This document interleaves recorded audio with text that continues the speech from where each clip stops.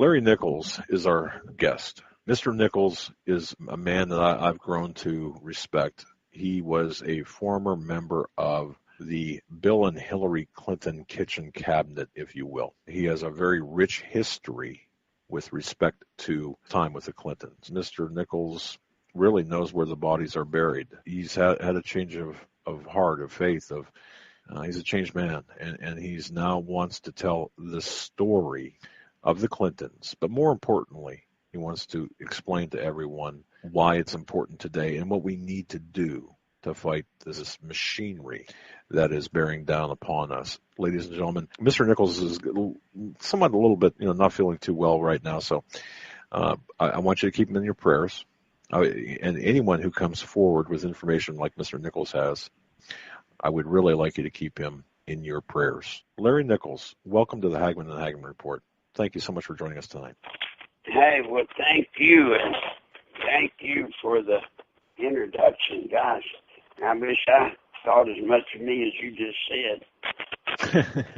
I guess the best thing I can say to people is when the question is asked, who is Larry Nichols?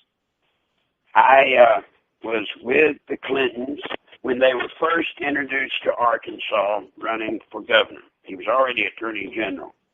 The people that hired me, Mr. Whit Stevens and his brother Jack, they wanted him to become the boy governor. And so that's when I came on the case. And folks, I met him. He was, without a doubt, he was a challenge. Now, guys, I got to tell you, I was probably,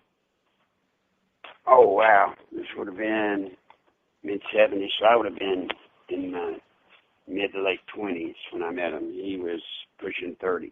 He wasn't quite yet 30. The young fool that I was, it was a challenge.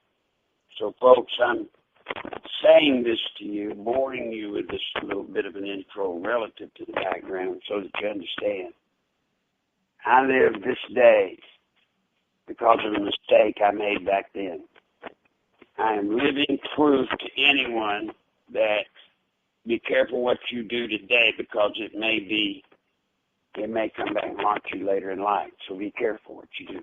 When I met Bill Clinton, I realized the first night that we had a fundraiser for he and Hillary to introduce him to the farmers from northeast Arkansas, the wealthy farmers.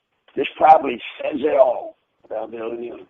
We had the fundraiser scheduled for that night at 8 o'clock. Bill got there about 7:30. Literally from the moment he got to the restaurant, y'all, I would turn around, he would be gone. And waitresses would come up to me and say, would you please get him off of us? Because he was running around pinching them in the butt, or he was talking dirty to them or something. I mean, this was mid-70s, deep south. So I did everything I could to keep him chained in or corralled in a little bit. 8 o'clock got there, no Hillary. Remember, we were holding up people eating.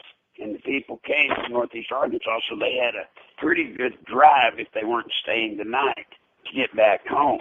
8 o'clock came, no Hillary, so nobody could eat. 8:30 came, no Hillary, so people couldn't eat. And it was a buffet thing, and management at the restaurant was saying, hey, you need to get them on through this line. So we started the line. Finally, about 8:45, here she came. Hillary came. I turned to find Bill, couldn't find him. He was gone. So I was forced to approach Hillary by myself. I had not met her yet. When I went up, I immediately noticed the first Hillary Rodham that I ever met. Her hair was filthy. When you got within 10 feet of her, you could smell her. She had hairy legs, hair under her arms. She was wearing a muumuu, that was just like a sack dress, and she had on flip-flops. And this was a semi-formal meet and greet for the prospective First Lady of Arkansas. Now, Wow. That's bad enough, what I just told you, but as I got closer, I noticed around her neck the thing that still haunts me today, and I see it just like I did that day. She had a chain like the chain dog tags have.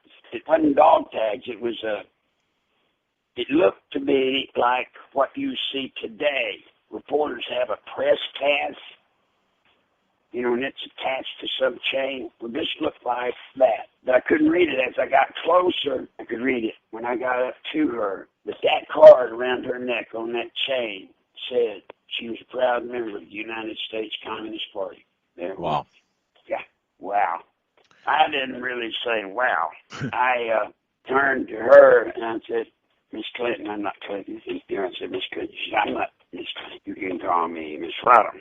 She's married to Bill, but it was a hippie thing, and she wasn't going to take his name. I tried to mention that card around her neck, and to my shock, she yelled out, Bill, get this SOB, she didn't say SOB, out of my blanking face. She was the first woman, y'all, I ever heard use the F word, literally, and she screamed it out loud. This is Deep South, guys, in the mid-'70s. In the mid-'70s. In the Okay. mid-'70s. I wanted to crawl under a table. Well, I turned. I couldn't find Bill. I asked one of the people there, I didn't know who it was. I was in such a state of shock. And this woman came up to me and said, Mr. Evans, you've got to get to him. He's in the woman's restroom with the waitress. I'm just going, oh, God. I tried to send somebody to go get him. About that time, she hollered it out the second time, louder. Now, guys, when she hollered it that second time, I kid you not, you could hear a pin drop run. And everybody was just aghast. Everybody was just trying to breathe. It was horrible. Still no Bill. She hollered it a third time, and it was just so loud. And I promise you, folks, you could have heard a feather fall. Well, Bill comes around the corner. I'm ready to call it off. I'm ready to call it quit. The best we could do was get a man I had not yet met. His name was Webb Hubble. Best we could do was get Hubble to get her out of the building. She left. We introduced Bill, and he talked to the people. And that night I noticed one thing. The one thing I noticed that night, Bill had this ability to win these dang people over in spite of what had just occurred. Oh, he had them laughing and giggling. The night ended. Now, y'all, that was the first meeting I had with Hillary Rodham Clinton. But he was going to be the youngest governor in our history if we could pull it off. And I want everybody in this audience to see as best you can that visual. That's why I hope I painted as good a picture with words as I can. And I was told that night by Bill that she hated bathing. She hated taking baths. Oh. Bill told me. Wow. Because I thought she had been doing something and just had failed to take a bath and just got there in the nick of time. And please don't let her come like that anymore. So she don't like to take baths. And she didn't think it was necessary for her to have to shave her legs and her underarms. Men didn't. Now, that's the first visual I want y'all to remember of Hillary Rodham, who became Hillary Rodham Clinton. The next thing I want y'all to visualize, most of y'all saw it or have seen it, and that is Hillary in the Benghazi hearing when, basically, I'm paraphrasing, she said about 4 people that had died, what difference does it make they're dead? Yes. The way she said that, the coldness in which she said that is Hillary. That, Doug, is the Hillary I knew every day during the 10 so years that I was with him. Every day, that was the Hillary. She was the coldest woman. She was probably the coldest individual I had ever been around.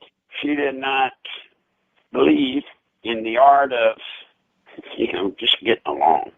She didn't. With all due respect, people have accused us of, misleading Americans. I can say I would recommend highly. It is our job to do everything we can to kill some Americans. They attacked, they killed our people. There are questions being raised. Now, was information developing, understanding what was going on? Would we reach conclusions later that weren't reached initially? Because even today, what difference at this point does it make? The fact is, it is our job to kill some Americans. With all due respect,